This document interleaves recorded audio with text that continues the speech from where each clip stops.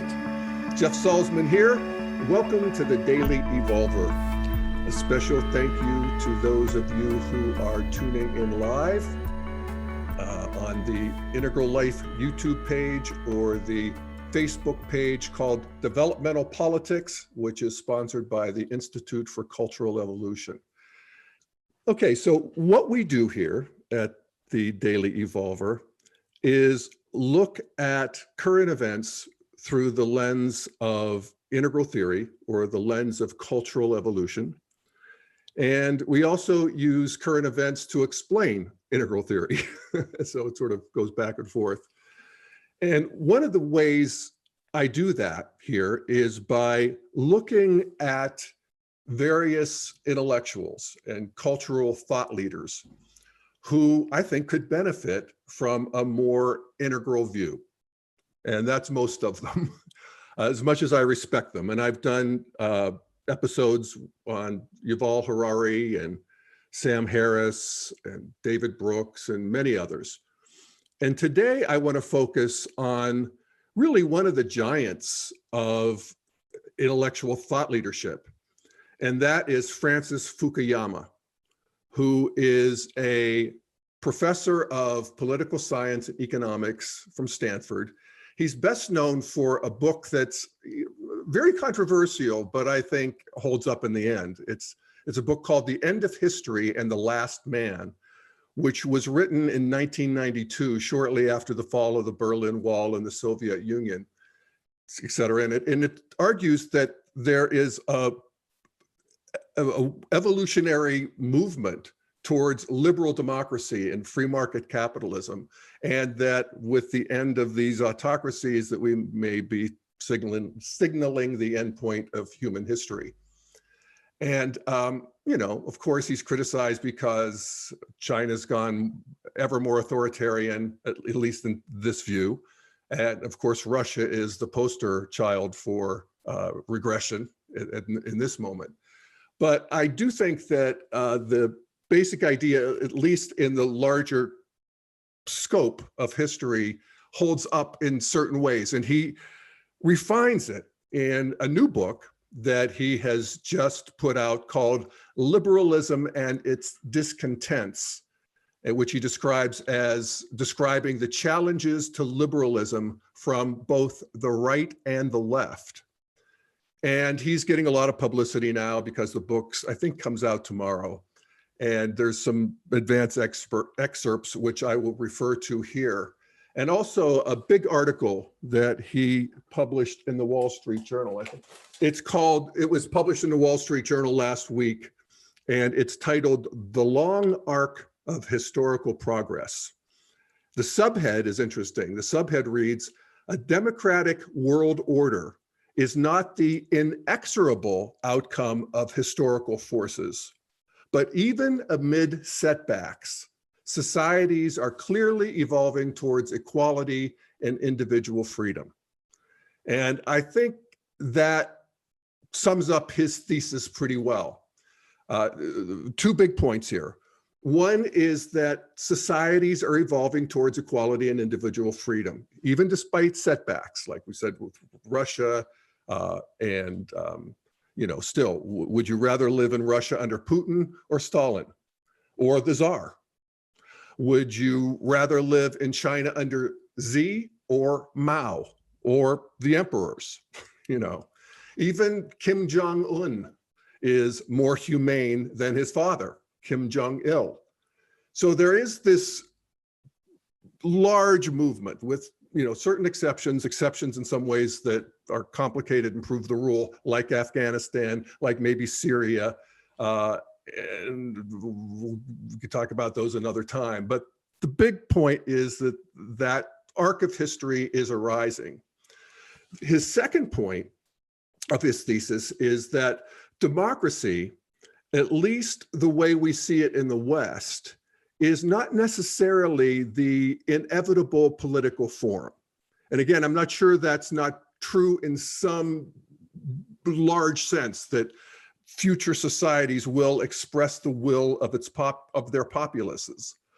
But it's clearly not true in the near and medium term here. And so I'll let Fukuyama explain himself? All right, so here's from the article in the Wall Street Journal, and here's how he opens it. He says, in a recent article in The Atlantic, the historian Anne Applebaum wrote that, quote, there is no natural liberal world order, and there are no rules without someone to enforce them, unquote. And this is Fukuyama. He says, her practical point was clear. Only by actively fighting back could the world's democracies save themselves from Vladimir Putin and the world's other newly assertive autocrats. But she was also making a deeper point, that there's no broad pattern to history or possibility of historical progress over time. Outcomes are simply the result of actors duking it out over and over again. As she tweeted about the piece, quote, there's no arc of history, nothing inevitable about either democracy or dictatorship. What happens tomorrow depends on what we all do today. And again, Fukuyama, he says, in a narrow sense, Ms. Applebaum's argument is incontrovertible. There is no underlying historical mechanism that brings us inexorably towards a liberal world order. And he'll go on to argue that it's the development of social structures and technical structures that do it. But there is no underlying historical mechanism. And this takes me back to an episode I did a while back on Yuval Harari, where he said basically the same thing. He said, the liberal world order did not result from a divine miracle or from a change in the laws of nature. It resulted from humans making better choices. Make good choices. I remember that movie where the mother lets her daughter out of the car at school and says, make good choices. And Harari goes on, he says, unfortunately, the fact that it stems from human choice also means that it is reversible. The future depends on the choices we make. All right, so here's where I would pause with all of these people and argue that there is an underlying historical mechanism and, you know, maybe even a divine miracle, the miracle of evolution, the fact that a big mess of hydrogen turned into us, and it only took 13.8 billion years. So even human evolution itself, the ways in which human beings have lived over our history, those laws of human nature also change with stages of development. And, that's really a core premise of integral theory, or the theories of cultural evolution. And I think one of the ways that we can understand it is by looking at the patterns of growth in individual human beings. Do 2-year-olds choose to become 3-year-olds? Do they become 3-year-olds because they made all the right choices? Or was there something else involved? Do 10-year-olds change themselves into being 11-year-old or 12-year-olds? Can a 12-year-old go back to being a 3-year-old? Can they choose to be a 3-year-old again? Well, occasionally. In fact, I noticed that 60-year-olds can occasionally revert back to being 3-year-olds. But the center of gravity, this growth, this more coming out of less, this higher centers of gravity keep pulling them back to, their stage of development that they're in. And that's true of cultures as well. And that gravitational pull is a pull towards goodness, truth, and beauty. That's a premise of integral theory. And it's confusing to people because this growth towards goodness, truth, and beauty is achieved very often by means that are not good but bad, not true but wrong, and not beautiful but ugly. And, that's sort of hard to wrap your head around. Anyway, let's go back to Fukuyama and we'll continue his argument and make some comments as we go. He writes, for instance, Mr. Putin's attack on Ukraine demonstrates that many people in the West had grown complacent about the peace and prosperity brought about by the liberal order. They didn't think that anyone would challenge that order, certainly not with tanks and rockets and outright territorial aggression. And it is clearly true today that the liberal order requires believers in democracy to actively support it in Ukraine and around the world. And this is a big theme for Fukuyama.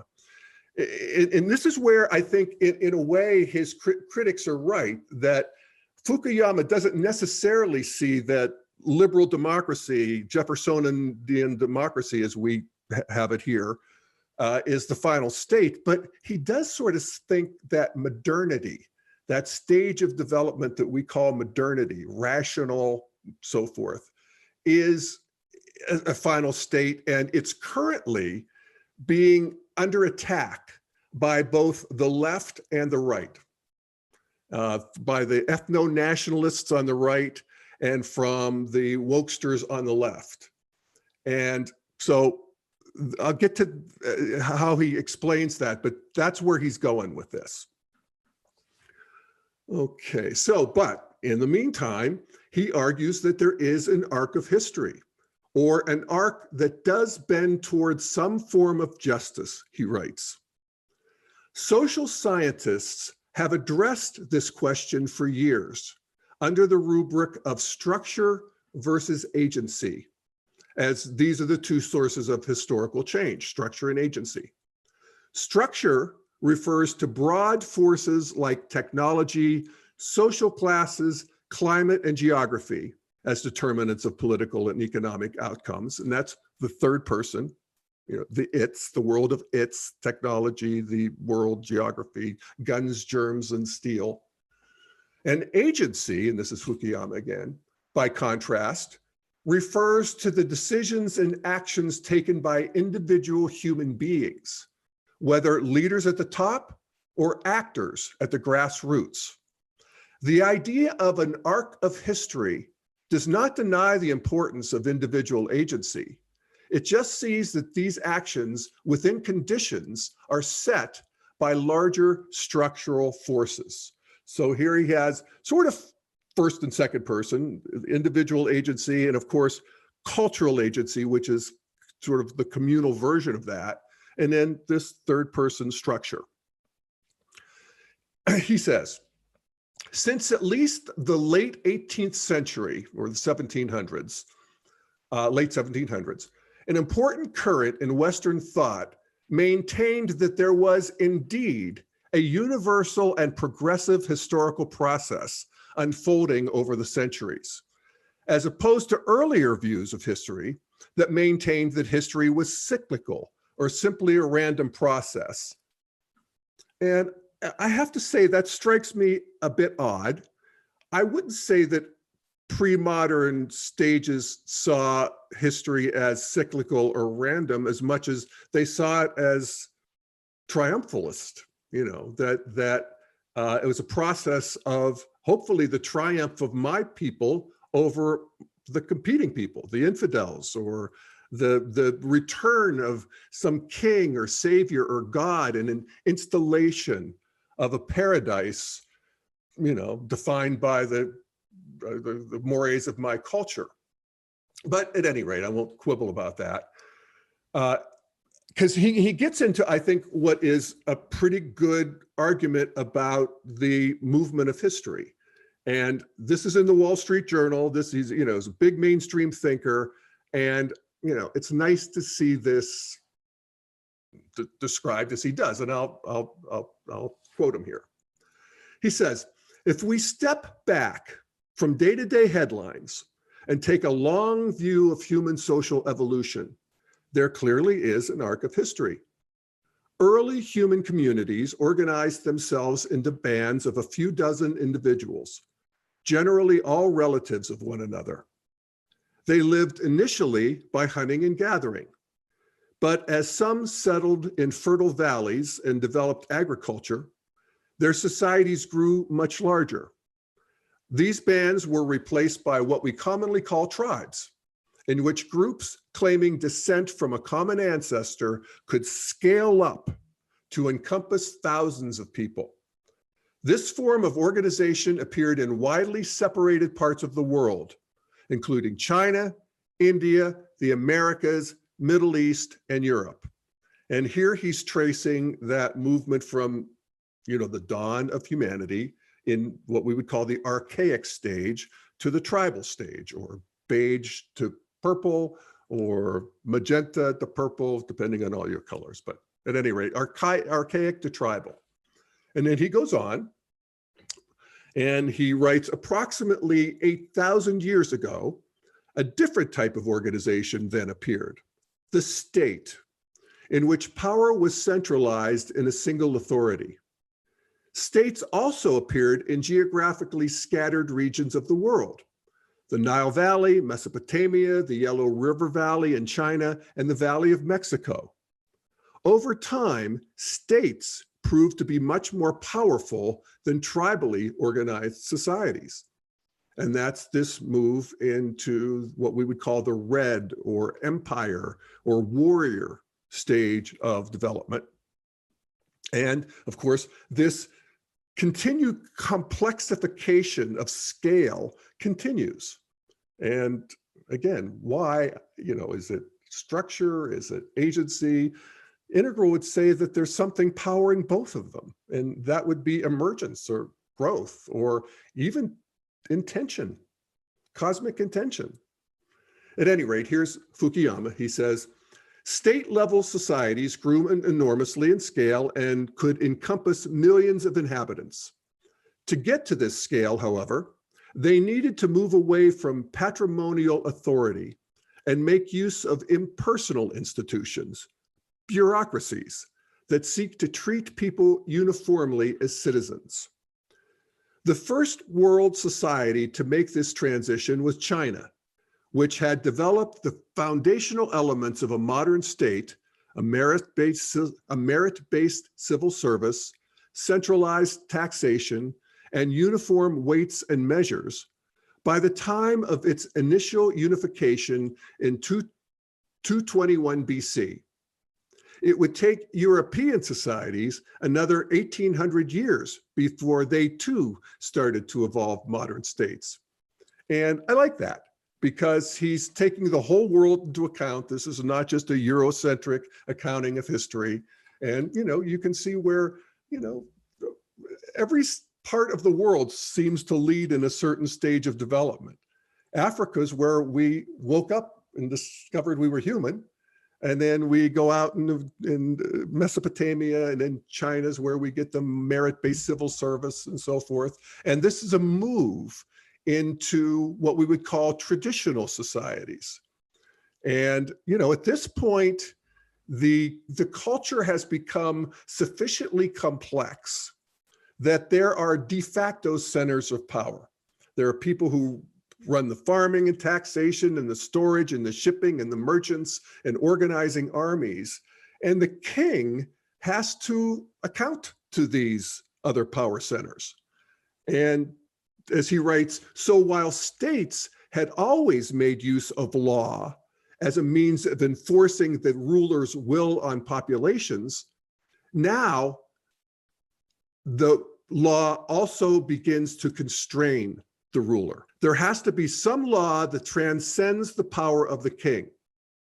And I was just watching a documentary on King Henry VIII, and it's the strangest thing. I think this is the 1600s, if I'm not mistaken. And, he cut off two of his wives' heads, but he had to do it through legal means. He had to go and, argue his case and imprison them and, have them executed according to laws. And it's a strange moment in history, that whole era, of course. So anyway, we go on then. Now we're moving from this traditional stage into modernity. And Fukuyama describes it. He says, the next major transition began in the 1600s and 1700s in Western Europe, driven by a complex set of cultural and economic changes. Law slowly divorced itself from political authority and became embedded in independent legal institutions. The rule by law turned into the rule of law. And then he writes, there was, moreover, a critical cognitive shift that took place in Europe around this time, which was the development of the scientific method. That method assumes that there is an objective world beyond our subjective consciousness, one that can be apprehended experimentally and ultimately manipulated to serve human purposes. This produced continuous technological change and allowed the modern economic world to emerge. So there is an arc of history, as he writes. The second question is, where is it pointing? And in particular, is it pointing towards justice? Fukuyama describes justice in two senses. He says, first, it's a high degree of social and political equality. So none of these, big class structures, political equality. And second, at least in theory, and second, a political system that protects the autonomy of each individual so that a person's ability to pursue a flourishing life is possible as they see fit, free from violence, war, or coercion. And again, this is the theory. It wasn't really in practice, in many ways still isn't. But this theory, these ideas of justice, were all part of a doctrine that came to be known as liberalism. And this is really key to Fukuyama. As he writes, the liberal narrative of historical progress was closely tied to the belief that people were rational and that better education and access to information would make them more critical of unjust authority and open to diverse ideas. This scenario is not playing out in today's China, where an increasingly well-educated population seems to be content living under a dictatorship. And again, I would quibble with this. I mean, I would say, aren't contemporary Chinese people more critical of unjust authority and open to diverse ideas than they were in, the Cultural Revolution in the 60s? Again, it's not whether they're there, it's how far they've come and what's the trajectory. But I think I'm in some ways making his point in spite of him. Of course, yes, there are setbacks and discontinuities in evolution, and absolutely true. That's true of, the Cambrian explosion, the asteroid. We tend to, again, goodness, truth, and beauty by means of their opposite very often. He writes, it's important to recognize that history is not a linear process in which we make slow but steady improvements every year. Rather, it's marked by huge discontinuities with periods of peace and spreading freedom interrupted by giant wars and setbacks. One needs to step back and take a long-term perspective.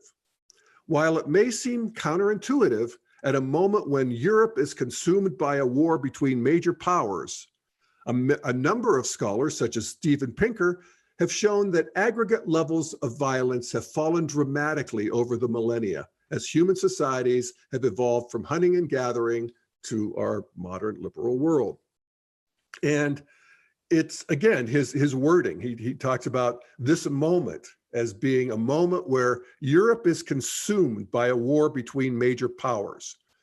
Then talking about Ukraine, of course, but again, you want to have Europe consumed by a war between major powers, try the 40s or World War I. So, and strangely, again, this, what would I say, supernatural, divine, this growth that's built in, this teleology that's built in, now has Germany and Japan, which were the perpetrators of World War II, as two of the most peaceful, prosperous countries ever in human history. And, may our children and grandchildren see such a thing happen to Russia as well. So anyway, so then enter postmodernity. So we got into this liberal modernity, and so now we're at postmodernity. And he writes, the scientific method with its manipulation of nature produced the modern economic world. Scientific approaches to health led to huge increases in longevity. Military technology conferred huge advantage that states could use to defend or conquer. He says, precisely because modern science was so intimately associated with existing power structures, it engendered a prolonged critique that questioned whether its dominance was justified. In a series of brilliant books, Michel Foucault argued that the language of modern science was used to mask the exercise of raw power. The definitions of mental illness, the use of incarceration to punish certain behaviors, the medical categorizations of sexual deviancy. None of these were based on neutral empirical observations of reality, but rather they concealed the operation of broader power structures that subordinated and controlled different classes of people. So the supposedly objective language of science simply encoded the influence of the power holders. For instance, the whole enterprise of neoclassical economics has presented itself as a neutral application of the scientific method to the study of economics. But this did not prevent them from falling prey to the attractions of money and power. This is the postmodern critique. Deregulation, privatization, a strict defense of property rights were pushed by wealthy corporations and individuals who created think tanks and hired big-name economists to write academic papers that merely justified policies that were in their own private interests. So that's the postmodern critique. So he writes about, again, going back to this liberal modern project, he says, at the heart of the liberal project lies the assumption that if you strip away the customs and accumulated cultural baggage that every culture has, that each of us carries, you'll find an underlying moral core that we all share and can recognize in one another, sort of universal morality at the core. But this idea has come under attack with the growing awareness of identity's complexities. Individuals are not the autonomous agencies of liberal theory. They're shaped by broader social forces over which they have no control.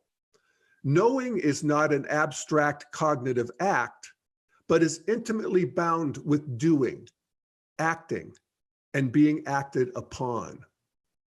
And so this is the postmodern critique of liberalism. And he says this critique proliferated in the United States from the 80s onward and is being used to attack the racial and gendered power structures of our time. It argues that the search for human universals fundamental to liberalism was simply an exercise in power, one that sought to impose the ideas of a single civilization on the rest of the world. And then he writes, so that's the attack on liberalism from the left. And he goes on and he says that the postmodern critique of liberalism has now drifted over to the right. White nationalists today regard themselves as a beleaguered identity group. During the pandemic, conservatives around the world used the same conspiratorial critique of modern natural science that had been pioneered by the left and critical theory, arguing that public health recommendations of social distancing, masks, and shutdown did not reflect objective science, but were merely motivated by hidden political agendas. And in this way, he argues, the right agrees with postmodernity that power is all there is. And he writes, The problem with this, of course, is if there are no truly universal values other than power, then why should one want to accept the empowerment of any marginalized group? This is the critique from the right. It would simply replace one expression of power with another. This is precisely the argument that's been adopted by right-wing extremists in the United States today who fear that they will be replaced by people of color. These extremists are not fighting to preserve a liberal order, they're fighting to preserve their power in a zero-sum struggle with other ethnic groups. And thus, these are the two versions of modern identity politics. The one from the left, which is arguing for the marginalized, and the argument from the right, which is arguing for my culture over your culture. And then he sums it up by saying, this is not to say that identity politics is wrong. These are the two versions, but that we must return to a liberal interpretation of its aims.